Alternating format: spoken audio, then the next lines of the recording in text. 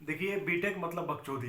लेकिन बकचोदी बीटेक में करने पढ़ाई वढ़ाई भी, अब जैसे सेमेस्टर एग्जाम पास आ गए हैं तो हम लोगों ने सोचा थोड़ा डिस्कशन कर लेते हैं, तीनों आदमी इसी डिपार्टमेंट के हैं और फाइबर ऑप्टिक्स सब्जेक्ट है जिस पर डिस्कस हमें करना है। तो रंजन और प्रद्युमन, इनके साथ हम लोग इस पर चर्चा को आगे बढ़ाएंगे। हाँ, तो सबसे पहले मैं क्वेश्चन पूछना चाहूँगा, ये बीच में जो प्रसिद्ध है हाँ माइक प्लग बंद करके, हाँ आप थोड़ा बताइए कि ये फाइबर ऑप्टिक्स होता क्या है, इसके बारे में कुछ बताइए थोड़ी सी। फाइबर फाइबर बेसिकली क्या होता है? हाँ बताइए। फाइबर में देखिए बेसिकली हम हाँ। कोई डेटा एक एक वो ट्रांसमीटर से रिसीवर को भेजने के लिए इसमें जो ऑप्टिक्स मेथड अपनाते हैं हाँ। इसी को फाइबर ऑप्टिक्स तो कहते हैं। हम इसको तो हम लोग तार के थ्रू भेज सकते हैं डेटा को, डेटा तो डेटा ही होता है, किसी अलग नहीं मीडियम नहीं भी कर सकते हैं, ता- ऑप्टिकल ही क्यों हम यूज किए, इसकी क्या जरूरत थी? ऑप्टिकल यूज करने के बेसिकली यही कारण है कि ये फास्ट डेटा ट्रांसमिट होता है। अच्छा। और इसमें इसका एफिशिएंसी ज़्यादा है। हम्म। और इसमें जो डिस्ट्रैक्शन है हाँ। काफ़ी लो है। और इसका रिफ्रैक्टिव इंडेक्स जो होता है हम्म। बेसिकली इसमें फाइबर ऑप्टिक्स में हम्म। फाइबर ऑप्टिक्स केबल के बारे में बता रहा हूँ। इसमें तीन तरह के होते हैं, पार्ट्स होते हैं, हाँ। कोर, क्लाइडिंग और ऊपर वाले अच्छा, इसके प्रोटेक्शन। Buffer jacket. हाँ, अच्छा, बफर जैकेट। हाँ। तो को बेसिकली हमारा जो डाटा ट्रांसफर होता है कोर के बेसिकली कोर में कोर का जो रिफ्रैक्टिव इंडेक्स होता है क्लाइडिंग से ग्रेटर देन होता है। इसके कारण उसमें देखिए आप मैथमेटिकल में चले गए जो कि मेरे को नहीं पता है, तो हाँ। मैं उसमें नहीं जाना हम लोग चाहूंगा पास कि करना हमको चाहते खुद समझ में ना आ जाए। हाँ। थोड़ा सा आप बताइए उसके बारे में, ये जिस आप इन्होंने बताया कि नहीं ये डेटा ट्रांसफर हाई के लिए होता है, देखिए क्लैडिंग वाले के कोर बारे में। क्लैडिंग वगैरह ही मैं थोड़ा एक्सप्लेन हाँ। और कर दूं तो हाँ। कोर जो होता है वो सेंटर पॉइंट होता है। तो सेंटर पॉइंट, ठीक है। कोर। क्लैडिंग जो होता है वो लाइट उस जो ऑप्टिकल फाइबर उसमें बना रहे हाँ। कंटिन्यू करे उसके लिए काम करता है। हम्म। और बफर जैकेट क्या करता है, उस सभी को प्रोटेक्ट Protection करने का काम एक करता है। प्रोटेक्शन काम करता है। अच्छा, जो लाइट जाता है नहीं, कोर के थ्रू जाता कोर है, के तो थ्रू अंदर इसका कोर मतलब देखिए ग्लास देखिए, होता है। जैसे ग्लास मटेरियल यूज होता है। सेंटर ग्लास पॉइंट मटेरियल, है, हाँ। सेंटर पॉइंट है, सेंटर ऑफ अट्रैक्शन कोर है। हाँ। उस लाइट को बनाए रखेगा क्लैडिंग और सबको बचाएगा बफर जैकेट। इन्होंने बताओ उसके वर्ड का यूज किया रिफ्रैक्टिव, और वो लाइट के सेंस में जो कि ऑप्टिकल का है, उसके बारे में क्या बोलेंगे? देखिए रिफ्लेक्ट करेगा मतलब देखिए कोई अगर ऑप्टिकल फाइबर है तो इसका मतलब वो इलेक्ट्रिक सिग्नल के फॉर्म में हाँ। डेटा को हम ट्रांसमिट कर रहे हैं, क्योंकि फास्ट होता है। अब वो रिफ्रैक्ट करेगा। रिफ्रैक्ट का मतलब क्या होता है, कहीं पर रिफ्रैक्ट होना, कहीं पर टकरा करके एक दूसरे डायरेक्शन में जाना। तो ये सब चीजें उसके अंदर होती फाइबर रहेगी। ऑप्टिक्स में वो बेसिकली जाता क्या रहेगा। होता है, जो हमारा इलेक्ट्रिकल सिग्नल होता है हाँ। उसको फोटोन के फॉर्म में लाइट के फॉर्म में ट्रेवल करवाते हैं हाँ। ट्रांसमीटर इसका मतलब लाइट का स्पीड से ट्रेवल करता होगा। लाइट की स्पीड से वो जो कि लाइट का स्पीड कितना है, 3 3 × 10⁸ हाँ। मीटर पर सेकंड। इस स्पीड से वो ट्रेवल करता है। मतलब लाइट का स्पीड भी जानते हैं। जानते हैं जी। बच्चे हैं। अच्छी बात है, पढ़ना चाहिए लेकिन उतना भी नहीं पढ़ना चाहिए, हाँ। मानते हैं। मानते हाँ, हैं। तो यहाँ तक पहुँच गए थे बताइए, जब सिग्नल ट्रांसमिट करते हैं हाँ तो बहुत लंबे दूरी तय करने के बाद, जैसे कि 100 किलोमीटर, 200 किलोमीटर, 300 किलोमीटर, तो वो तो लॉस तो होता होगा ना, हाँ कम हो जाता होगा देखिए, जहाँ तक लगता है। फाइबर में एक चीज यूज करने का रीजन ये भी है हाँ। कि लॉस को मिनिमाइज कर सके। लॉस अच्छा। होता है, हर जगह लॉस होता है। आपको कोई भी सिस्टम अगर ला रहे हैं, किसी हाँ। भी तार के थ्रू भेज रहे हैं, तो डेटा ऐसा नहीं कि जितना आप भेज रहे हो उतना मिल जाए। रिसीविंग एंड पर डेटा निश्चित तौर पर आप जितना भेज रहे हैं, अगर 100 भेज रहे हैं तो 18 मिल सकता है, 99 मिल सकता है, 99.5 मिल सकता है, लेकिन पूरा 100 का 100 नहीं मिलेगा कोई भी सिस्टम हो। हाँ, हाँ। ये लॉजिक होता तो है। उसके लिए कुछ ऑपरेशन करता है, जैसे एम्पलीफायर हो गया लगाते होंगे ताकि बूस्ट बिल्कुल करे डेटा बिल्कुल, को। अगर डेटा को बूस्ट करने के लिए एम्पलीफायर लगाते कोई हैं। 2-3 एम्पलीफायर के नाम भी बता सकते हैं आप, अगर आप एम्पलीफायर जानते हैं तो। एम्पलीफायर तो बहुत सारे हैं, उसका नाम आगे सेक्शन में डिस्कस करेंगे क्योंकि अभी वो हाँ, चल आने वाला है। आने वाला वही। आगे थोड़ा रंजन जी बताएंगे इसके बारे में। आप कोएक्सियल केबल का तो नाम सुने होंगे। हाँ जानते हैं कोई कोई ऐसे 4-5 मेरे को पॉइंट्स बताइए जिससे मैं खुश हो जाऊं कि ये सुन करके कि जो ऑप्टिकल फाइबर है और कोएक्सियल केबल ये है, ये दोनों को एक दूसरे से बहुत अलग करता है। क्योंकि ऑप्टिकल फाइबर है एक लंबा दूरी, जैसा कि लंबा दूरी को तय करता है, और उसमें डेटा केबल पर तो कोएक्सियल केबल क्यों नहीं यूज करते हैं उसमें? कोएक्सियल केबल इसलिए नहीं यूज किया जाता है। कोएक्सियल केबल जैसे मिनिमम अमाउंट ऑफ डाटा, जैसे जहाँ कम्प्लेक्सिटी कम हो जाता है। हाँ। और कोएक्सियल केबल में अगर लॉन्ग डिस्टेंस ट्रेवल करवाएंगे तो इसमें हमारा डेटा काफी रिड्यूस होगा। अच्छा। और ये जो हमारा फाइबर ऑप्टिक्स है इसमें हमारा ये लाइट की तरह ये जाएगा डेटा। इसमें इसका मैक्सिमम दूरी डिस्टेंस ट्रेवल कर सकता है और डेटा स्पीड काफी ज्यादा होगा। ये मोर रिलायबल होगा और इसमें नंबर ऑफ यूजर मैक्सिमम हो गए और इसका स्पीड काफी ज्यादा होगा। यही है point। ठीक है, तो मैं भी थोड़ा बहुत जानता हूँ इसके बारे में। हाँ, बताइए कुछ और आप आप भी जानते हैं तो पूछ सकते हैं हमसे भी कुछ। अब क्या कर अगर सकते बात की जाए EDFA एम्पलीफायर के बारे में बताइए। एम्पलीफायर के अंदर हम घुस चुके हैं तो आपसे मैं जानना चाहूंगा तो EDFA पहली बात तो मैं एम्पलीफायर के बारे में बताना चाहूँगा। एम्पलीफायर एक्चुअली करता है क्या है कि अगर कोई भी आपका सिग्नल है, आप ट्रांसमिट कर रहे हैं, तो यहाँ पर एम्पलीफाई करते हैं, इंटेंसिटी को बूस्ट करता है। तो एम्पलीफायर का एक्चुअल काम ये होता है। और अगली बात बोलते हैं कि ईडीएफए का पहले मैं स्टेट फॉर बताना चाहूँगा फुल फॉर्म। तो ई का मतलब होता है कि इरेबियन हो गया, डी का मतलब होता है ईडीएफए इरेबियन डोप्ड का मतलब कि मिक्स करना, किसी में मिलावटी करना। इरेबियन डोप्ड, ईडीएफ से मतलब हो गया फाइबर और ए से मतलब हो गया एम्पलीफायर।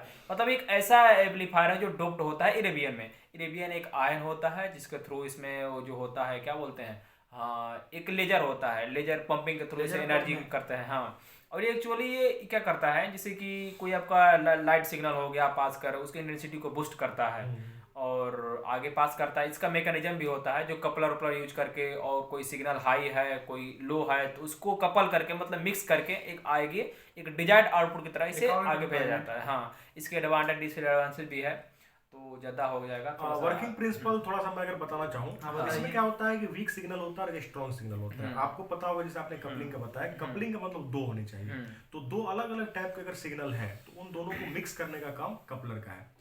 कपलर का मतलब कंबाइनिंग करने का, और कपलर जब वो मिक्स हो जाएगा तो बाद में एम्पलीफायर की मदद से हम उस सिग्नल वीक सिग्नल को बूस्ट करने का काम करेंगे, बढ़ावा देने का काम करेंगे। और उसमें जो ये आपने इरेबियम के बारे में बताया, वो आयन होता है, वो आयन क्या करता है, एक्साइटेड करने का काम करता है। समझिए केमिकल रिएक्शन। और एक्साइट कैसे होता है? एक्साइट वही इसी की वजह से मतलब मदद से होता है, जैसे कि आपने बताया ये एक्साइट वहाँ पे जो लेजर पे इरेबियम आयन मतलब कर देता है आयन की मदद से, उसमें एक्साइटेशन लेवल तक। एक्साइटेशन लेवल वहाँ पे जो इरेबियन लेजर पे वहाँ वो सिलिकॉन मटेरियल का बना। अच्छा, इसका कोई रेंज होता होगा ना, बैंड ऐसे करके? 980 nm से 1480 nm, nm का मतलब नैनोमीटर यहाँ पर। अच्छा, आपने सही बात बताया। आप थोड़ा ये बताएंगे, थोड़ी सी उसकी एडवांटेज बताएंगे तो डिसएडवांटेज कुछ मेरे को क्लियर करेंगे उसके बारे में। एडवांटेज इसका है कि ये फास्ट डेटा ट्रांसमिट करता है, और ये लॉन्ग इसे लॉन्ग डिस्टेंस के लिए यूज किए जाते हैं, और ये कॉस्टली कम है, और इसमें डेटा हमारे फास्ट ट्रेवल करते हैं। ईडीएफए का यूज क्यों करते हैं? ईडीएफ बताएं तो ये सभी आप बताइए ईडीएफए का यूज करते क्यों हैं? आप भी बता सकते हैं। लग रहा है इसमें कंफ्यूजन है। देखिए, कंफ्यूजन की बात नहीं है, लास्ट में एम्पलीफायर है जो आपका जान बचा सकता है। एम्पलीफायर तो मतलब सिग्नल को एम्पलीफाई करने के लिए उसका एक टाइप है, सिंपल सी बात है। वर्किंग एम्पलीफायर तो सिग्नल होता है, लेकिन मैंने पूछा यूज क्यों करते हैं। आप थोड़ा बताइएगा एडीएफए का जो तो कुछ कारणों की तरह इसको नहीं यूज करते हैं, तो कौन सा कारण है इसको नेगलेक्ट करते हैं? देखिए, ईडीएफए जैसे कि इसका एक्सटेंडेड फॉर्म बाद में आया। हाँ, इसमें ये दिक्कत थोड़ी सी है कि जैसे कि मैं याद करने की कोशिश कर रहा हूँ अभी, कंफ्यूजन होता लगा है इसमें। देखिए, ईडीएफए का यूज लॉन्ग डिस्टेंस के लिए किया जाता है, लेकिन कभी कभी ऐसा कि शॉर्ट अगर आ जाए तो उसमें किसका यूज कीजिएगा? देख, ईडीएफए को 1500 नैनोमीटर से नीचे के लिए नहीं यूज किया जाता। अरे हंस क्यों रहे? देखिए, मैं तो भूल गया हुआ, मैं क्या कर सकता हूँ। अगर रंजन जी कुछ बताना चाहें। नहीं, हमारे से नहीं हो सके, पहलवान जी बता सकते हैं। पहलवान जी बोलिए, आप ही। देखिए, इसमें मैं अगर बताना चाहूँ तो इसका मेन बड़ा डिसएडवांटेज बोला जाए तो इसके लिए जो इरेबियन आयन था उसको एक्साइट करना पड़ता था। इसका मतलब उसको एनर्जी चाहिए था एक्स्ट्रा, और उसके लिए जो लेजर लाइट था उसके लिए वो नीड पड़ती थी, और लेजर लाइट नहीं है तो एक्साइटेड नहीं होगा तो काम ही नहीं हो पाएगा, ना कपलर काम ही नहीं कर पाएगा। वो इसका मेन रीजन था। अच्छा, इसमें जो पंपिंग वाला लेजर होता है उसका क्या काम है? हाँ, पंपिंग लेजर जिसे को होता है एक एनर्जी प्रोवाइड करता है। जिससे मान लीजिए आपके पास एनर्जी नहीं रहेगा तो आप कहीं जा पाइएगा अच्छे से? नहीं ना। जैसे आपको भूख लगा है, कोई बोल दे कि आप दौड़ के आइए, आप नहीं जाइएगा, मैं चमेटा मारूंगा पहले। वही बात हो गया। तो उसमें भी एक एनर्जी काम करता है, एक साइड करता है उसको, ताकि कुछ रिएक्शन अंदर बने कपलर के अंदर, और सिग्नल को एम्पलीफाई करे कुछ आउटपुट दे जो चाहिए। जैसे कि पहले सिग्नल क्या था, सिग्नल वो क्या लो आया था और कुछ मिक्स आया था, तो उसको मिक्स करके एक अच्छा सिग्नल जो कि उसे बूस्ट करके अच्छा एक ज़्यादा जितना चाहिए उतना बनाए, उसका एक काम था। लेकिन ये कर ही नहीं पा रहा था, इसको हटा दी, साइड में रख दी, और इसमें पैसा भी ज़्यादा लग रहा था। पहलवान, इसमें पैसा काहे लग रहा है ज़्यादा? आप क्या बताएं इसमें। तो इसीलिए एक सस्ते दाम वाला एक ले इसके स्टैंडर्ड फॉर्म वाले ईडीएफए के बाद में जो है जिससे WDM शायद आया। ये है का WDM आया था ना? मैं यहाँ तो याद कर पा रहा हूँ। हाँ, WDM ही था। अरे भाई, WDM में इसमें हाँ, तो कोई बात नहीं, WDM के बारे में बता दीजिए। WDM में देखिए, सबसे पहले मैं शुरुआत करना चाहता हूँ। पहले मल्टीप्लेक्सिंग क्या होता है? मल्टीप्लेक्सिंग में क्या होता है, बहुत सारा मल्टीपल सिग्नल जो होता है उसको एक चैनल में हम कंबाइंड करने का काम करते हैं, फिर उसको ट्रांसमिट करने का काम करते हैं। मल्टीप्लेक्सिंग में जो कंपोनेंट यूज होता है उसको मल्टीप्लेक्सर कहते हैं। मल्टीप्लेक्सिंग दो टाइप के होते हैं, एक एनालॉग एक डिजिटल। एनालॉग दो टाइप का होता है, एक एफडीएम और एक डब्ल्यूडीएम, और वो जो होता है वो एक ही टाइप का होता है टीडीएम। लेकिन वो भी टीडीएम दो टाइप का होता है, सिंक्रोनस और एसिंक्रोनस, तो हम उसको नहीं पढ़ना है सिलेबस में, नहीं हम डब्ल्यूडीएम पे फोकस करेंगे। मतलब मल्टीप्लेक्सर का मतलब होता है बहुत सारे सिग्नल का एक कंबाइन कर देना। कॉम्बिनेशन ऑफ तो डब्ल्यूडीएम की अगर बात करें तो ये वेवलेंथ मल्टीपल, ये डब्ल्यूडीएम डब्ल्यूडीएम है। हाँ डब्ल्यूडीएम मतलब वेवलेंथ मल्टीप्लेक्सर करके कुछ है ऐसा। इसमें क्या होता है, ये एक टाइप का मल्टीप्लेक्सिंग का टाइप में आता है। इसे बहुत सारे चैनल को आपस में करके कंबाइंड करके हम सेंड करने का काम करते हैं, ट्रांसमिट करने का। इसमें क्या होता है, कैपेसिटी इसका बहुत लॉन्ग डिस्टेंस और वाइडली रेंज एरिया को कवर करने का होता है इसका। हाँ डब्ल्यूडीएम का। इसके अलावा अगर देखा जाए तो ये बहुत ही फेमस और मोस्ट पॉपुलर होता है, यूज पैमान ऐसा माना जाता है इसको। इसके अलावा अगर बात करी जाए तो ये दो टाइप का होता है, सीडीएमए सीडब्ल्यूडीएम सीडब्ल्यूडीएम और डीडब्ल्यूडीएम। तो सीडब्ल्यूडीएम तो कोर्स मतलब मल्टीप्लेक्सिंग वाला होता है, और ये जो डीडब्ल्यू है तो डेंस वाला, ये हमारे सिलेबस में शामिल है। इन दोनों में अगर थोड़ा डिफरेंस देखा जाए सीडब्ल्यूडीएम और ये डेंस वाले में, डिफरेंस ये है कि सीडब्ल्यूडीएम में मुख्यतः 8 चैनल एक साथ साइमल्टेनियस हो सकता है। हाँ, ये अपना और इसमें क्या होता है कि 40 चैनल, लेकिन मैक्सिमम कैपेसिटी की बात करें तो डीडब्ल्यूडीएम 80 और इसमें 18 हो सकता है। दूसरा बात है कि यानी दुगना हो जा रहा है ना। हाँ, सीडब्ल्यूडीएम जो होता है ये शॉर्ट डिस्टेंस के लिए यूज होता है, इसलिए नॉर्मली इसका यूज नहीं करते हैं। लेकिन डीडब्ल्यूडीएम जो है ये लार्ज डिस्टेंस के लिए यूज होता है, इसलिए हम इसका यूज ज्यादा करते हैं। डीडब्ल्यूडीएम में क्या होता है, इसके अलावा जो हमारे कंपोनेंट लगे होते हैं उसकी इफिशियंसी इस टाइप की बहुत ज़्यादा है। उसके बाद में जो उसका स्ट्रक्चर होता है, मेंटेनेंस कॉस्ट जो है, सिंप्लिसिटी, देखिए मेंटेनेंस कॉस्ट थोड़ा ज़्यादा है उसका, इसलिए ज़्यादा है डब्ल्यूडीएम की, डीडब्ल्यूडीएम की, कि उसका रीजन ये है कि उसका चैनल ज़्यादा है। तो चैनल ज़्यादा होने से उसकी फ्लेक्सिबल ये जो कैपेबिलिटी है वो ज़्यादा होगी, ट्रांसपेरेंसी नॉइज भी कम होगा, नॉइज कम होगी। लेकिन उसका दिक्कत वही है कि भाई कॉम्प्लेक्स बहुत ज़्यादा होगा, अलग से कोई डिवाइस अगर सेट करना हो, इंटीग्रेट करना हो उसमें, तो और ज़्यादा वो खर्चीला हो जाएगा। तो बिट रेट किसका ज़्यादा होगा? इसका साइज भी बड़ा होगा, बिल्कुल बड़ा होगा, साइज बिल्कुल बड़ा, डीडब्ल्यूडीएम का साइज बड़ा होता है। इसके लिए स्पेस भी बहुत ज़्यादा चाहिए, रिक्वायरमेंट स्पेस की ज़्यादा चाहिए। तो इन दोनों में से बिट रेट किसका ज़्यादा होगा? देखिए बीट रेट के बारे में मुझे लगता है कि डीडब्ल्यूडीएम हाँ ये इसी में ज़्यादा होगा। तो आगे रंजन जी कुछ पूछेंगे, पूछिए कुछ। बताइए एप्लीकेशन किसका? डीडब्ल्यूडीएम में। देखिए डीडब्ल्यूडीएम का एप्लीकेशन अगर देखा जाए तो ये टेली कम्युनिकेशन डिपार्टमेंट में बहुत सारा हद तक इसका यूज किया जाता है।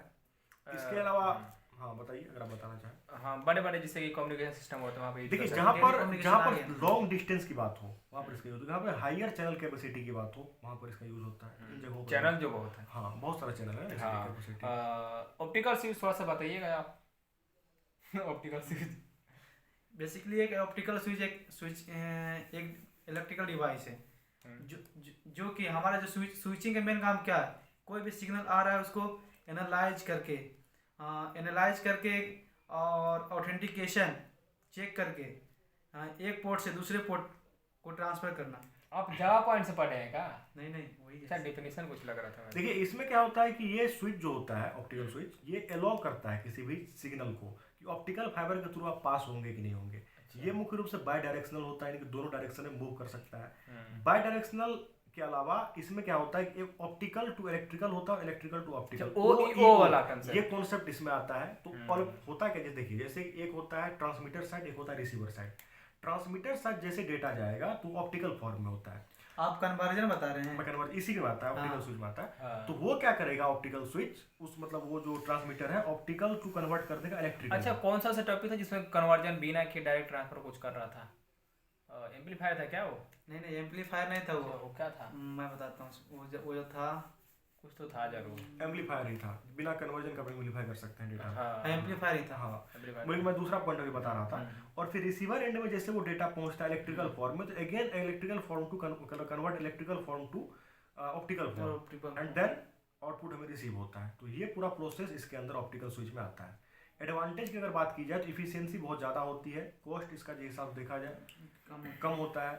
फिर इसका इजी टू मेंटेनेंस कर सकते हैं, इजी टू यूज कर सकते हैं इसको हम, सबसे बड़ी बात ये सब होती है। फिर अगर इसके एप्लीकेशन की बात अगर की जाए तो मेन तौर पर नेटवर्किंग और कंप्यूटर डिवाइस में इसका यूज होता है, मोबाइल टेलीफोन वाले डिवाइस में इसका यूज हो सकता है। तो इन सब जगहों पर यूज होता है। आप हमसे पूछे कपलर क्या होता है?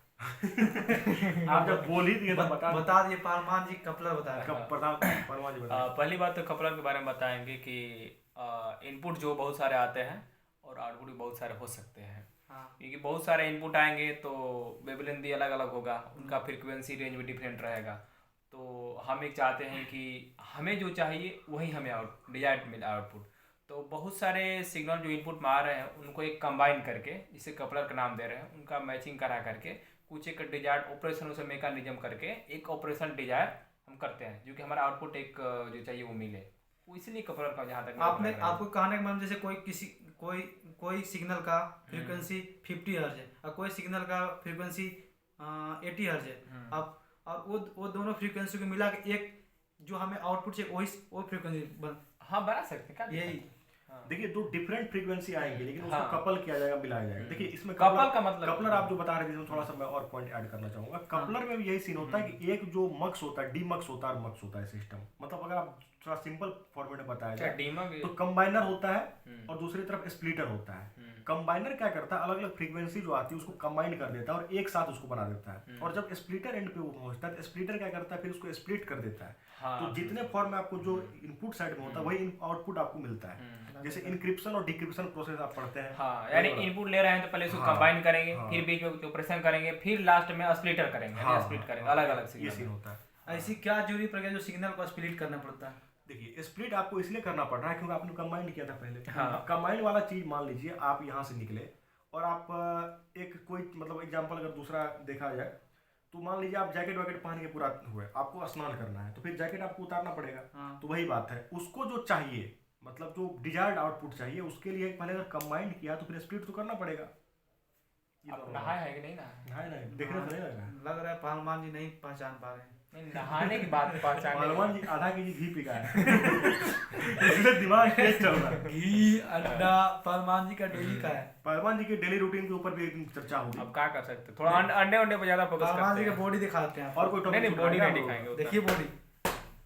और कम्युनिकेशन के बारे में कुछ और कुछ पूछ सकते हैं इसमें? दो चीज मैं थोड़ा सा पता करना चाहूँगा आप लोगों से, जैसे कि ओवरऑल वर्ल्ड में एक जो इंटरनली जो फाइबर केबल बिछा हुआ है और कम्युनिकेशन जिससे होता है, इसका बीटेड ज़्यादा है और अलग अलग, इसके बारे में क्या आप कहते हैं? देखिए बात क्या है कि अभी जो पूरी दुनिया में इंटरनेट आपको प्रोवाइड हो रहा है वो या तो सैटेलाइट के थ्रू हो रहा है या ऑप्टिकल फाइबर जो समुद्री ओशियंस में बिछाई गई है अंदर में उसके थ्रू हो रहा है। अब आपका सवाल ये हो सकता है कि आप एक बात बताओ, जो समुद्र की गहराइयों में आपने ऑप्टिकल फाइबर बिछा दिया तो उसको तो कोई मछली, इतनी शार्क वगैरह मछलियां हैं, बहुत बड़े बड़े जानवर है, वो काट कूट के खत्म कर सकते हैं। पानी में सड़ सकता है, पानी में कोई चीज सड़ जाती है, तो ऐसा कैसे है कि उतने दिन कनेक्शन है और स्टेब्लिश है। तो मैं बताना चाहूंगा कि ऑप्टिकल फाइबर में 8 या 9 लेयर्स होते हैं लगाया हुआ, और ऐसे ऐसे लेयर्स होते हैं कितना भी खतरनाक जीव हो, कितना भी काटने का प्रयास करे वो तो 1 या 2 लेयर से खंडन होंगे, लास्ट तक वो नहीं पहुंच सकता। तो फिर मेंटेनेंस कैसे होगा? लाइफ इसका बहुत उसका मेंटेनेंस का लाइफ इतना है कि कम से कम इस हिसाब से बनाया डिजाइन किया गया है 50 साल से ऊपर ही वो कम से कम 50 साल। और बीच में जो मेंटेनेंस करने के लिए मशीनें बहुत सारी बनी हुई है। ऑप्टिकल फाइबर बिछाने का प्रोसेस भी अगर हम देखना चाहें तो यूट्यूब पे पड़े हुए वीडियो कैसे कैसे बिछाया जाता है, तो वो मेंटेनेंस हो जाता है। जगह जगह पे बनाया गया तो ऑप्टिकल फाइबर के थ्रू आप बताएंगे कि भाई इसमें हम सैटेलाइट से ही क्यों ले ले या हम डायरेक्ट बाहर में ही क्यों ना लाइन बिछाएं, समुद्र के अंदर करने क्या रीजन है। तो 2-3 बात है कि ऊपर से करने में क्या दिक्कत है आपको, तो बहुत जगह एक्वायर होगा, आप करना पड़ेगा, फिर जगह एक्वायर होगा, फिर किधर से किधर जाएंगे, कहाँ बॉर्डर एरिया है, क्या है। समुद्र में ये दिक्कत काम करते समुद्र के अंदर से बिछा, हाँ दिक्कत नहीं है समुद्र में। इसके अलावा ऑप्टिकल फाइबर में स्पीड बहुत ज्यादा होता है, अगर बाहरी तार वो तो है लाइट का जो ट्रेवलिंग जो है इतना ज्यादा स्पीड फास्ट होता है, सेकंड भर में इंफॉर्मेशन कहाँ से कहाँ पहुंच जाए, कम्प्लेक्सिटी कम है। हाँ तो ये बात है। तो जो एक देश से दूसरे देश में जाता होगा तो सबका देश का उसमें कंट्रीब्यूशन होता होगा ना। इलाव अच्छा, ये कोई कंपनी बड़ी बड़ी कंपनी मिलकर करती होगी? पहले तो अलाउ करना पड़ता है, अगर देश परमिशन दे। अभी हाल ही फिलहाल अडानी रिलायंस इंडस्ट्री की बात करें, पूरा एशिया पर बिछा रहा है, फिर एक यूरोप वाला लाइन एक्सीएस लाइन कहा जा रहा है, एक और यूरोप वाला एक अलग लाइन है। रिलायंस के बारे में क्या ख्याल है आपका? रिलायंस के बारे में क्या ख्याल है?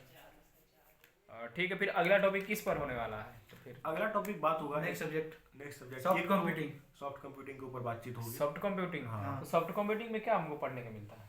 देखिए बेसिकली इसमें हमारा जो डेटा इनपुट और डिजायर आउटपुट, जैसे कोई प्रिडिक्टेबल वैल्यू उसमें अनुमानित क्या, अब जैसे कोई भी जैसे आप वेदर, अच्छा मशीन लर्निंग उसी में पढ़ते हैं क्या? हाँ मशीन लर्निंग उसी पे डिपेंडेंट है। अच्छा देखिए machine learning, artificial intelligence, deep learning, fuzzy sets, crisp logic, इन सब के बारे में, फजी रिलेशंस कहते हो, इक्वेशन, मतलब ऐसा हमको उसमें पढ़ने के मिला है। इंटरेस्टिंग सब्जेक्ट है कि उसकी बात ही क्या कीजिए। अच्छा, इसका अगला चर्चा करेंगे अगले सेशन में, टेक्नोलॉजी बेस्ड है, तो फिर से बहुत धन्यवाद।